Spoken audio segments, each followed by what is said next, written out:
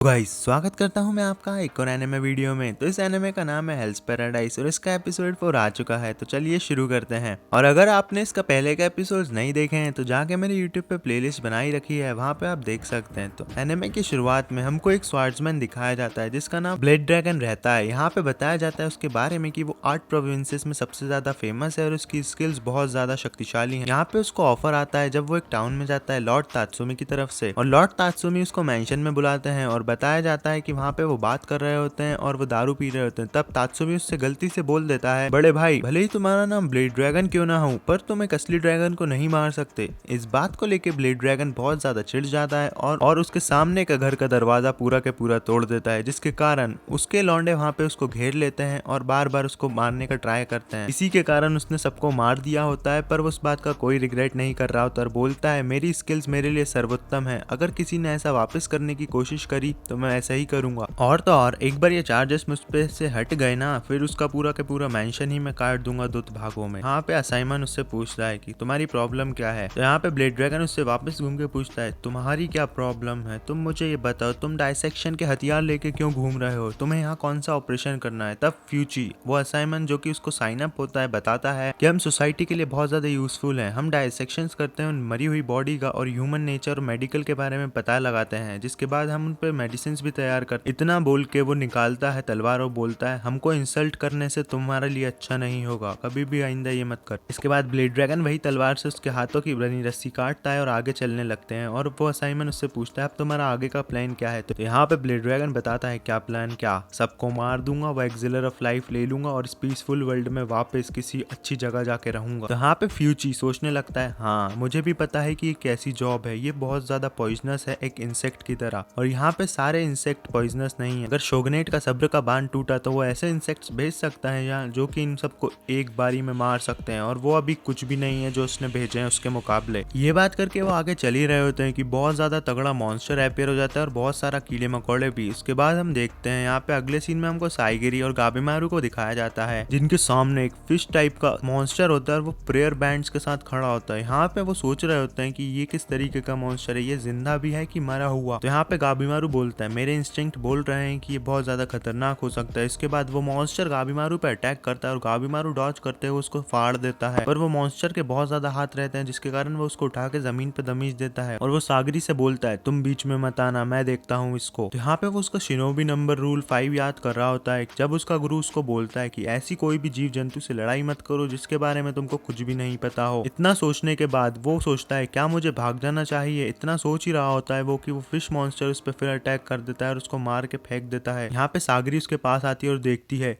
तुम भी इंजर्ड हो सकते हो क्या, तुम्हारे हाथ से तो खून निकल रहा है। उसके बाद गाबिमारू बोलता है हमें भागना पड़ेगा, और हम देखते हैं कि बहुत ज्यादा मॉन्स्टर्स वहाँ पे धीरे धीरे चल के आ रहे होते हैं और वो सब हंस रहे होते हैं। ये देख के सागरी तो बिल्कुल बिल्कुल घबरा जाती है और गाबिमारू बिल्कुल तैयार हो जाता है लड़ाई करने के लिए। यहाँ पे वो उसका निंजुत्सु यूज करता है और इतनी स्पीड से जाता है पहले वाले मॉन्स्टर की साइड उसका सर फाड़ देता है। एसेप्टिक ब्लेज करके निंजा टेक्निक यूज करता है जिससे कि उसका शरीर में आग ही आग लग जाती है। उसके बाद वो दूसरे मॉन्स्टर के पास भी जाके बोलता है कि मुझे सिर्फ यहाँ सबको मारना पड़ेगा ताकि मैं जिंदा रह सकूं, अगर मैं इन सबको नहीं मार पाया तो मैं यहीं मर जाऊंगा, मुझे ये सब करना ही होगा चाहे कुछ भी हो जाए। यहाँ पे सागरी को बताया जाता है वो सोच रही होती है कितना कुछ बदल गया सिर्फ कुछ ही घंटों में, जहाँ बस सब कुछ शांति से जा रहा था वहाँ पे इतने सारे मॉन्स्टर्स आ रहे हैं, खून खराबा हो रहा है हर जगह, और सोचने लगती है क्या ये सच में पैराडाइज है या फिर कुछ और। इतने में एक मॉन्स्टर उस पर भी अटैक कर देता है और वो वहाँ कीड़ों मकोड़ों के बीच फंस जाती है। उसको गाबिमारू देख रहा होता है और सोचता है मुझे इसकी चिंता करने की कोई जरूरत नहीं है, ये मेरी वीकनेस बन जाएगी अगर मैंने इस पर ध्यान दिया, मेरा कोई भी एनिमी नहीं होना चाहिए, मेरे वीकनेस भी नहीं होना चाहिए, मुझे सबको मारना पड़ेगा। इतना वो सोच ही रहा होता है पर अचानक से वो जाता है और सागरी को बचा लेता है और उसको विश्वास नहीं होता कि उसने सागरी को बचा लिया। उसके बाद फिश मॉन्स्टर उस पर अटैक कर ही रहा होता है कि दूसरा असाइमन आता है और वहाँ पे सबको मार देता है जो कि आखिरी फिशमैन बचा होता है। यहाँ पे हम देखते हैं एक क्रिमिनल को जिसके पास 2 असाइनमेंट हैं और वो भी एक निंजा होती है हमारे गाबिमारू की तरह, और वो लोग आके उन दोनों को बचा लेते हैं। तब गाबिमारू को ध्यान में आता है कि उसकी बीवी ने उसको बताया था कि जब भी कोई तुम्हें बचाए तुम्हें थैंक यू बोलना चाहिए। जिसके बाद वो सबको थैंक यू बोलता है और बोलता है पर तुमने हमको क्यों बचाया, हम तो एक राइवल है ना। तो सामने वाली लड़की बोलती है कि कोई दिक्कत नहीं है यार, मॉन्स्टर्स तो अब जा चुके हैं और तुम बहुत ज्यादा डिपेंडेबल हो और तुम अभी इतना ब्लीड कर रहे हो फिर भी तुम यहाँ खड़े हो और इसकी जान भी बचा ली तुमने सागरी, तो चलो हम लोग साथ में काम क्यों नहीं करते हैं। ऐसा बोल के वो उसके गले लिपट रही होती है, मतलब समझ रहे हो सेड्यूस कर रही होती है। यहाँ पे गाबिमारू उसका हाथ पकड़ के उसको नीचे झुका देता है और बोलता है ये सब चीजें तुम मुझ पर नहीं कर सकती, मुझको अपनी बातों में फैला नहीं सकती क्योंकि मैं भी एक निंजा हूँ और मैं तुम्हारी सारी मेथड समझता हूँ। इसके बाद वो लड़की समझ जाती है कि गाबिमारू पे कुछ अप्लाई करने का कोई फर्क नहीं पड़ेगा और यहाँ उससे रिक्वेस्ट करती है कि हम 3 से ज्यादा 5 ज्यादा सही होंगे। तो यहाँ पे हमको पता लगता है कि उसके पास दूसरा असाइनमेंट कहाँ से आया। दरअसल वो एक दूसरे क्रिमिनल का होता है और यहाँ पे वो वाला असाइनमेंट समझ जाता है कि ये लड़की बहुत ही चालाक है जो कि किसी को भी अपने जाल में फंसा सकती है।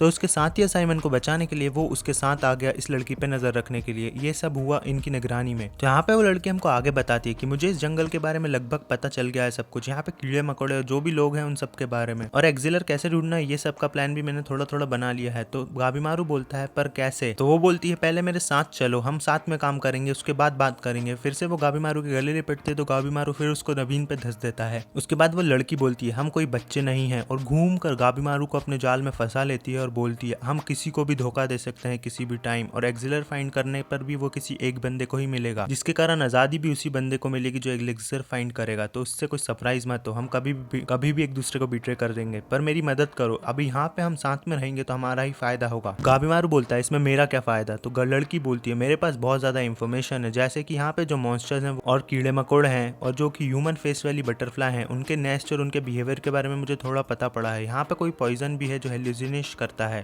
मैंने मोरोमाकियों का यूज करके ये सब पता लगाया। मैंने उसे रस्सी से बांध दिया और कीड़ों को देखा जो सेंटीपीड स्क्रॉल करती हैं वो सिर्फ मरे लोगों को खाती हैं, और फिर मैंने उसको मार भी दिया। तो यहाँ पे वो बोलती है तुमने बहुत कुछ कम बताया हमें। तो वो बोलती है मैं तुम्हें सब कुछ बताऊंगी पर पहले मुझे अपने साथ ले लो। उसके बाद वो लड़की बताती है मैं यहाँ पे इसलिए बचने आई हूँ क्योंकि मेरी एक छोटी बहन है और मैंने एक ट्रेनिंग लेने के लिए एक निंजा अकेडमी में गई थी, पर मुझे वहाँ लड़की बोल के भगा दिया गया, बोला गया कि मैं नहीं कर सकती कुछ भी, जिसके कारण मैं बहुत परेशान हो गई। पर फिर गाबिमारू बोलता है चल चल झूठ मत बोल, सही बात बता। तो वो बोलती है सिंपल सा रीजन है भाई, मेरी कोई उम्र ज्यादा नहीं है और मैं यहाँ मरना नहीं चाहती, और इतनी खूबसूरत लड़की इतनी जल्दी मर के कुछ नहीं करेगी, तो मुझे जिंदा घर वापस जाना है, बस इतना ही। और वो बोलती है इन सामुराइयों की तरह नहीं जो कि सिर्फ शौगन का ऑर्डर मानते हैं, वो यह दरअसल यहाँ आसमान की बात कर रही होती है। फिर गाबिमारू उससे पूछता है कि तुमने मोरोमाकिया के साथ क्या कहा। तो उसने बोला कुछ नहीं, बस उसे मार दिया, और यहाँ पर जिंदा रहने का यही तरीका है, अगर तुम किसी को नहीं मारोगे तो कोई तुम्हें मार देगा। गाबिमारू बोलता है ठीक है मुझे इन्फॉर्मेशन चाहिए और मैं तुम्हें स्ट्रेंथ दूंगा, और इसके बाद फिर वो उसके गले लिपटती है और फिर वो उसका हाथ मोड़ के जमीन में भर देता है। वो बात कर ही रहे होते हैं, इतने में सागरी को थोड़ा से चक्कर आते हैं और वो बेहोश हो जाती है और ऐसा लगता है उसे कुछ हो चुका है। उसके बाद हमें एक लड़के को दिखाया जाता है जो कि बता रहा होता है कि मैं 1 महीने में ही यहाँ पे असाइनमेंट के कैंप में घुस गया था और मेरे को बस लिस्ट में नाम चढ़ाने के लिए एक प्रॉपर एग्जीक्यूशन करना था। यहाँ पे वो एक रिक्वेस्ट करता है कि एग्जीक्यूशन के लिए मुझे एक कैदी चाहिए, और वो एक कैदी के पास जाता है, बोलता है भाई मैं आ चुका हूँ, और हमें यहाँ पता पड़ता है कि वो उसका भाई एक कैदी रहता है और वो जैसे तैसे उसके छोटे भाई को यहाँ पे घुसवा देता है ताकि वो यहाँ से बाहर निकल जाए। यहाँ पे वो कैदी को बहुत ज़्यादा टॉर्चर किया जाता है, पर उसका छोटा भाई बोलता है कोई बात नहीं भाई, अब आप और हैंडसम लग रहे हो इन निशानों के साथ। तो यहाँ पे उनका प्लान सिंपल होता है, वो यहाँ पे उस कैदी का असाइनमेंट बन के आ जाता है और इस जंगल में जहाँ पे सारे लोग आए होते हैं वो मॉन्स्टर्स के सामने खड़े होते हैं। तो उसका बड़ा भाई बोलता है इन सबको मार के ही तो मैं स्ट्रेंथ बढ़ाऊंगा। यहाँ पे छोटा भाई सोचता है कि मेरा भाई बचपन से ही बहुत ताकतवर था, जब हमारे पापा लॉर्ड के लिए काम करते थे तो हमारे पूरे क्लैन को डिसबैंड कर दिया करा, जिसके कारण हम गरीब बन गए और मेरी माँ भी मर गई। पर ऐसा कुछ नहीं हुआ कि मेरे भाई ने कभी हार मानी हो, हम इतने भूखमरे थे कि भीख मांगने पे मजबूर हो गए। यहाँ पे कुछ डाकुओं ने भी हम पे अटैक कर दिया था, पर मेरा भाई बहुत समझदार था और उन डाकुओं के अंडर भी अच्छे से काम कर रहा था बिना कोई दिक्कत के। उसके बाद हम पर अटैक कर दिया गया लॉर्ड के आदमियों द्वारा, जहाँ पे हमको पकड़ना चाहा। तो मेरे भाई ने मुझसे बोला कि तुम भाग जाओ और आगे चल के कभी आके मुझे बचा लेना, और यहाँ पे यही हो रहा है। उसने पहले खुद को सरेंडर कर दिया और उसका भाई भाग के असाइनमेंट बन गया और अब वो यहाँ पे वापस आ चुका है उसके भाई को लेकर। और यहाँ पे वो मॉन्स्टर से लड़ रहे होते हैं और उसका भाई के बारे में वो बता रहा होता है कि मेरा भाई बहुत स्ट्रांग है। इतने में ही दूसरा मॉन्स्टर उसके बाल पकड़ लेता है और बोलता है बड़े भाई। बड़ा भाई आगे भागते हुए जा रहा होता है और उसका तब छोटा भाई सोचता है मुझे पता था कि मेरा भाई वीकनेस को पीछे ही छोड़ देगा, मेरे जैसा वीक कुछ काम का भी नहीं। पर वह यहाँ हंसते हुए उस मॉन्स्टर की गर्दन उड़ा देता है। उसके बाद हम देखते हैं उसका बड़ा भाई बड़ी सी तलवार एक्स ला के उसका गला काट देता है। बोलता है इस मॉन्स्टर को मारने के लिए मॉन्स्टर का ही वेपन यूज करूंगा, तुमने क्या सोचा मैं चल जाऊंगा। पर यहाँ पे एक और मॉन्स्टर आ जाता है और ये सब मॉन्स्टर्स बात कर रहे होते हैं, जिसको देख के दोनों की दोनों घबरा जाते हैं, क्योंकि अलग अलग तरीके के विचित्र मॉन्स्टर एक दूसरे से बात कर रहे होते हैं। इसको सामना नहीं कर सकते ये लोग, और यहाँ सोच रहे हैं तो ये हेवन तो हो ही नहीं सकता, ये तो हेल है। पर उसका भाई बोलता है मैं हार नहीं मानूंगा, वो लॉर्ड ने जितने भी क्राइम करे हैं वो मेरे पे अपना रौब नहीं जमा पाएगा। अब मैं आज़ाद हूँ और मैं वही करूँगा जो मेरी मर्जी है। और ऐसा बोल के वो मॉन्स्टर की साइड जाता है और सबको फाड़ के रख देता है बीच में से, और बोलने लगता है मैं अब नौकर नहीं बनूंगा, अब मैं किसी की कठपुतली नहीं बनूंगा, मैं वही करूँगा जो मुझे करना था और मैं आज़ाद हूँ, मैं ही खुद का लॉर्ड हूँ और मैं ही खुद का भगवान हूँ। उसका भाई ये देख रहा होता है और बड़ा खुश होता है, बोलता है मेरा बड़ा भाई सच में बहुत शानदार है। और वापस से यहाँ पे वो उसकी पास्ट देख रहा होता है। जब वो छोटा भाई रो रहा होता है तो बड़ा भाई उसके पास आके बोलता है क्यों रो रहे हो तुमको क्या लगता है कि हमारी जिंदगी बहुत आसान है, तो मैं तुम्हारे लिए एक आसान जिंदगी बनाऊंगा। तुम मेरे छोटे भाई हो यार, मैं तुम्हारा बड़ा भाई हूँ, आज से तुमको टेंशन लेने की जरूरत नहीं है, जिस भी राह पर हम चलेंगे मैं सबसे आगे खड़ा रहूंगा, तुम बस मेरे पीछे रहना। तो यहाँ पे वो सबको मार देता है और बड़ा भाई बोलता है हमको मॉन्स्टर्स को, सारे क्रिमिनल्स को टपकाना पड़ेगा, फिर हम एलिक्सर ऑफ लाइफ लेंगे और खुद ही पी लेंगे, जिसके बाद हमें कोई भी नहीं मार पाएगा। छोटा भाई बोलता है बढ़िया प्लान है भाई, ऐसा ही करेंगे हम। पर यह आइलैंड बहुत ही डेंजर है, आप देखो ना यहाँ पे इतने मॉन्स्टर है, उनको मारकर जो भी बचेंगे वो भी बहुत स्ट्रांग रहेंगे। उसके बाद हम देखते हैं एपिसोड 4 खत्म हो जाता है हेल्स पैराडाइज को। और अगर आपको वीडियो पसंद आई तो चैनल को सब्सक्राइब करो, वीडियो को लाइक करो, मेरे को बताओ कौन सा एनिमे देखना पसंद करोगे भाइयों। तब तक के लिए बाय बाय।